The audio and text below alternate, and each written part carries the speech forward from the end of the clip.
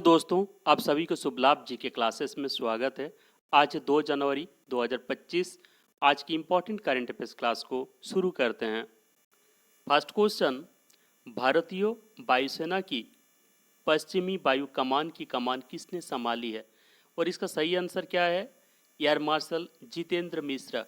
यानी भारतीय वायुसेना की पश्चिमी वायु कमान की कमान एयर मार्शल जितेंद्र मिश्रा ने संभाली है। यानी इसका आंसर हो जाएगा ए, एयर मार्शल जितेंद्र मिश्रा। आइए डिटेल्स में देखते हैं। एयर मार्शल जितेंद्र मिश्रा ने 1 जनवरी 2025 को भारतीय वायुसेना की पश्चिमी वायु कमान की कमान संभाली है। अब देखिए, भारतीय वायुसेना में 7 कमान होते हैं। कौन कौन से? पश्चिमी वायु कमान, मध्य वायु कमान, दक्षिणी पश्चिमी वायु कमान, पूर्वी वायु कमान, दक्षिणी वायु कमान, प्रशिक्षण कमान और अनुरक्षण कमान। इन कमानों के तहत देश भर के अलग अलग स्थलों पर कई स्टेशन और इकाइयां हैं। इन कमानों के मुख्यालय ये रहे। कौन? पश्चिमी वायु कमान का मुख्यालय नई दिल्ली है। पूर्वी वायु कमान का मुख्यालय शिलांग मेघालय है।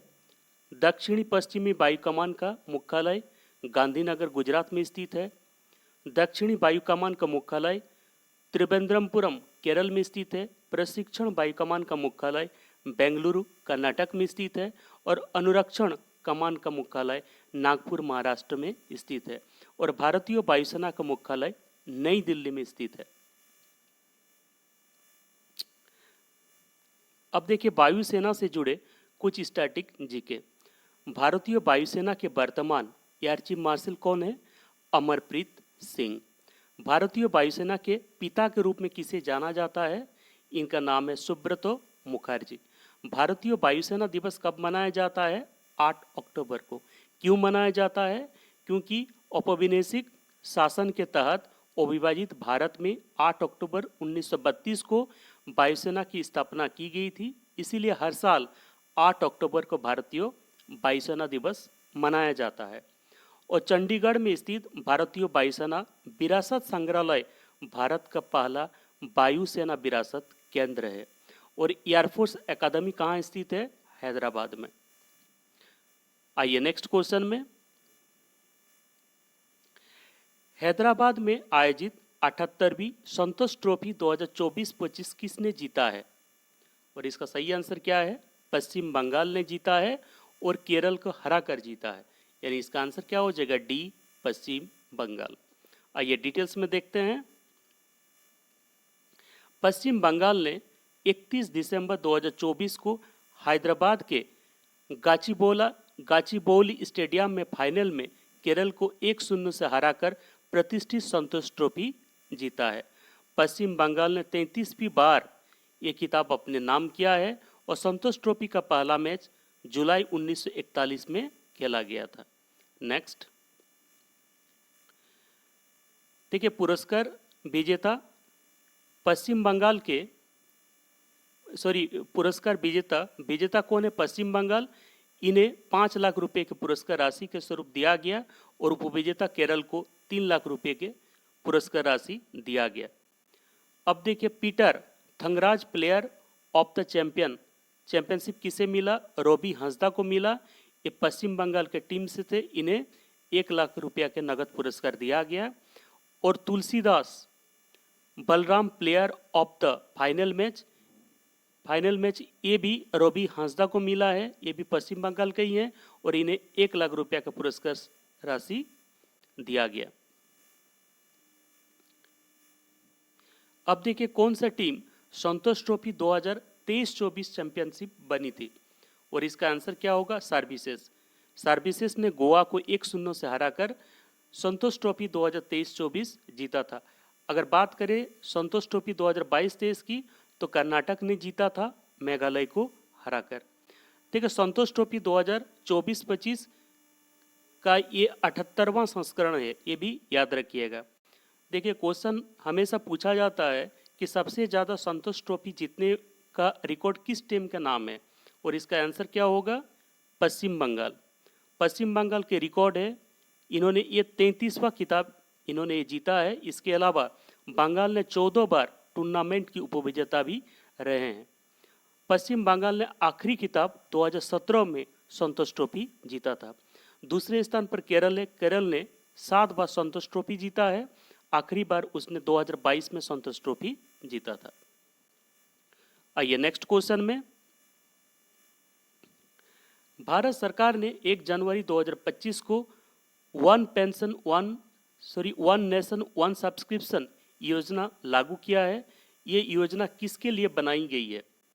इंपॉर्टेंट क्वेश्चन है और इसका आंसर क्या हो जाएगा? छात्रों के लिए।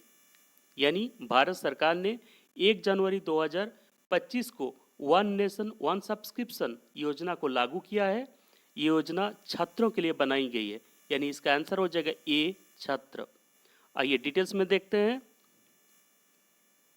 वन नेशन वन सब्सक्रिप्शन योजना का उद्देश्य विद्यार्थियों को सिंगल सब्सक्रिप्शन प्लेटफॉर्म के तहत शोध पत्रों, जर्नलों और शैक्षिक सामग्री सहित व्यापक डिजिटल ज्ञान संसाधनों तक निर्बाध पहुंच उपलब्ध कराना है। यानी एक राष्ट्र और एक सब्सक्रिप्शन योजना का मुख्य उद्देश्य छात्रों को डिजिटल ज्ञान संसाधनों तक आसान पहुंच प्रदान करना है।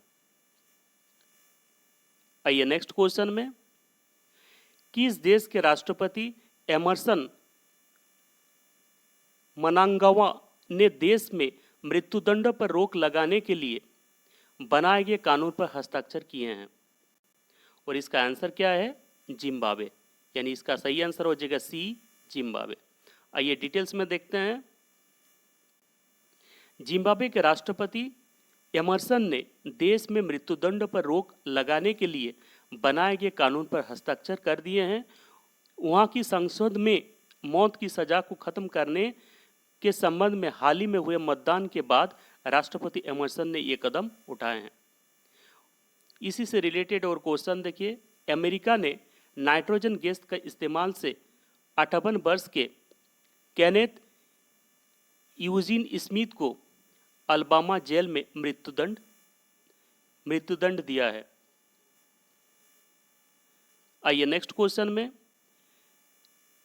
किस मंत्रालय ने 2025 को सुधारों का वर्ष घोषित किया है? और इसका आंसर क्या है? रक्षा मंत्रालय।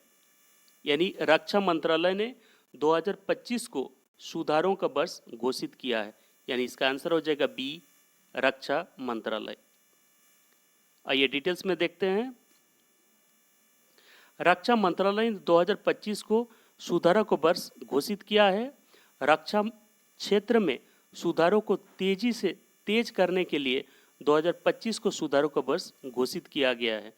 रक्षा मंत्रालय ने 2025 को सुधारों का वर्ष घोषित किया है ताकि रक्षा क्षेत्र में चल रहे और भविष्य के सुधारों को तेज किया जा सके।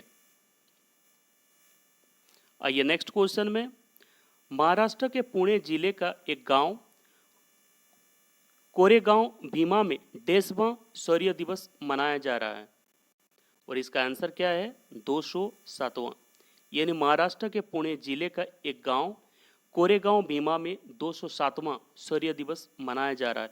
यानी इसका सही आंसर क्या हो जाएगा? सी, 207वां। आइए डिटेल्स में देखते हैं। महाराष्ट्र के पुणे जिले का एक गांव कोरेगांव भीमा में 207वां शौर्य दिवस मनाया जा रहा है। विजय स्तंभ को नमन करने के लिए राज्य भर से और राज्यों के बाहर से भी लाखों अनुयायी जुट रहे हैं। महाराष्ट्र के गोरेगांव में 1 जनवरी 2018 को भीम नदी के तट पर लड़ी गई ऐतिहासिक लड़ाई के लिए ये जाना जाता है। आइए नेक्स्ट क्वेश्चन में। केंद्र सरकार ने राष्ट्रीय स्वच्छ गंगा मिशन के तहत उत्तर प्रदेश को कितने रुपये सीवरेज परियोजना को मंजूरी दी है? और इसका सही आंसर क्या है? 272 करोड़ रुपए। यानी इसका सही आंसर हो जाएगा सी, 272 करोड़ रुपए। आइए डिटेल्स में देखते हैं। केंद्र सरकार ने राष्ट्रीय स्वच्छ गंगा मिशन के तहत उत्तर प्रदेश के चंदौली और मानिकपुर के लिए 272 करोड़ रुपए की परियोजना को मंजूरी दी है। राष्ट्रीय स्वच्छ गंगा मिशन की 59वीं कार्य समिति की बैठक की अध्यक्षता एनएमसीजी के महानिदेशक राजीव कुमार मित्तल ने किया और बिहार के बक्सर में नदी संरक्षण की दिशा में एक महत्वपूर्ण कदम उठाते हुए समिति 252 करोड़ रुपए की लागत वाली एक महत्वाकांक्षी परियोजना को मंजूरी दी है। इस पहल के तहत 50 मिलियन लीटर प्रतिदिन की क्षमता वाला अत्याधुनिक सीवेज ट्रीटमेंट प्लांट और सहायक संरचनाओं का निर्माण किया जाएगा। आइए नेक्स्ट क्वेश्चन में, भारतीय नौसेना 15 जनवरी 2025 को किस स्वदेशी स्लीप फ्रिगेट को कमीशन करने जा रहा है और ये किस श्रेणी का पहला और अंतिम जहाज है? और इसका सही आंसर क्या हो जाएगा? नीलगिरी और बागसीर P-17A श्रेणी का ये जहाज है, यानी इसका आंसर हो जाएगा बी, नीलगिरी और बागरीस और P-17A श्रेणी। आइए नेक्स्ट क्वेश्चन में, वित्त वर्ष 2024 में अप्रैल से नवंबर के बीच भारत का कॉफी निर्यात में कितना प्रतिशत वृद्धि दर्ज की गई है? और इसका सही आंसर क्या है? 29%।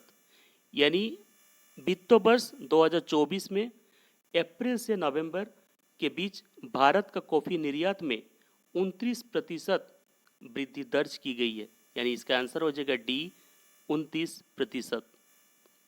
आइए डिटेल्स में देखते हैं। वित्त वर्ष 2024 में अप्रैल से नवंबर के बीच भारत का कॉफी निर्यात में 1146.9 मिलियन डॉलर के रिकॉर्ड स्तर तक पहुंच गया है, जबकि पिछले इस अवधि में यह 803.8 मिलियन डॉलर था, यानी 29% की वृद्धि दर्ज की गई है। देखिए, भारतीय कॉफी बोर्ड का मुख्यालय कहाँ है? बेंगलुरु, कर्नाटक में स्थित है। आइए नेक्स्ट क्वेश्चन में, किसे जनवरी 2025 से जनवरी 2026 के लिए great place to work institute India द्वारा प्रतिष्ठित ग्रेट प्लेस टू वर्क का दर्जा दिया गया है? और इसका सही आंसर क्या है?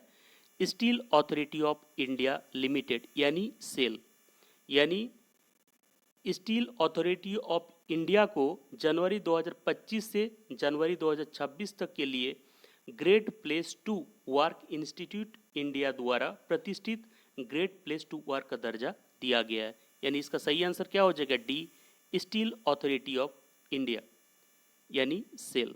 आइए नेक्स्ट क्वेश्चन में, किस संगठन का 67th स्थापना दिवस 1 जनवरी 2025 को मनाया गया? इसका सही आंसर क्या है? रक्षा अनुसंधान एवं विकास संगठन यानी DRDO, यानी रक्षा अनुसंधान एवं विकास संगठन का 67th स्थापना दिवस 1 जनवरी 2025 को मनाया गया, यानी इसका सही आंसर हो जाएगा ए, DRDO। आइए डिटेल्स में देखते हैं। DRDO का पूर्ण रूप क्या होता है? Defence research and development organisation. DRDO का पूर्ण रूप भारतीय अंतरिक्ष अनुसंधान संगठन है। DRDO का गठन 1958 में किया गया था। DRDO का मुख्यालय नई दिल्ली में स्थित है और DRDO के वर्तमान अध्यक्ष कौन है? Doctor Sameer V Kamat. और DRDO का आदर्श वाक्य क्या है? बसलम मूलम विज्ञानम, यानी शक्ति का स्रोत विज्ञान है। आइए नेक्स्ट क्वेश्चन में, किस राज्य ने अपना नया 34वां जिला वाव थारद बनाने को मंजूरी दी है? और इसका सही आंसर क्या है? गुजरात, यानी गुजरात राज्य ने अपना नया 34वां जिला वाव थराद बनाने की मंजूरी दी है, यानी इसका सही आंसर हो जाएगा ए, गुजरात। आइए डिटेल्स में देखते हैं। गुजरात सरकार ने उत्तर गुजरात के मौजूदा बना संकाठा जिले को विभाजित करके वाव थराद नामक एक नया जिला बनाने की मंजूरी दी है। गांधीनगर में मुख्यमंत्री भूपेंद्र पटेल की अध्यक्षता में हुई कैबिनेट की बैठक में ये फैसला लिया गया है और गुजरात के 34वां जिला होगा जिसका मुख्यालय कहाँ होगा? थराद इसका मुख्यालय होगा।